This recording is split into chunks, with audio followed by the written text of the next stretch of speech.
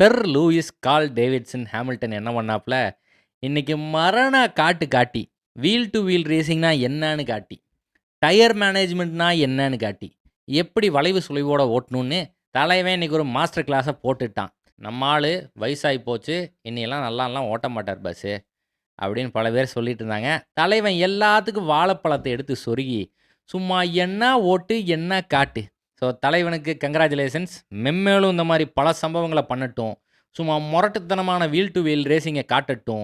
இதை பார்க்கறதுக்கு தானே தலைவா ஃபார்முலா 1 போட்டு உட்காந்துருக்கோம். தலைவன் ஃபார்ஸா ஃபெராரின்லாம் சொல்லிட்டு இருக்கான்.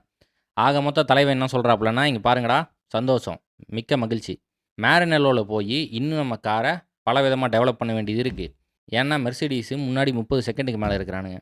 அவனுங்களை பிடிக்கலன்னா நம்ம மானம் கெட்டு போயிடும் அப்படின்னு சொல்லாமல் சொல்கிறாப்புல. ஃபெராரியில் ஹாமில்டனோட ரேஸ் இன்ஜினியர் பேசுகிறது கேட்டாலே நம்மளுக்கு அப்செட்டிங்காக இருக்குது. பல காலங்களாக போனோ மட்டுமே பேசி பேசி பழக்கப்பட்டுட்டோம். இன்றைக்கி போனோவுக்கு ஒரு நல்ல விஷயம் நடந்திருக்கு. ஆண்டனெல்லி ஜெயிச்சு போட்டான். முந்தைய காலத்தில் இவங்க 2 பேரும் சேர்ந்து பண்ண சம்பவங்கள் என்ன?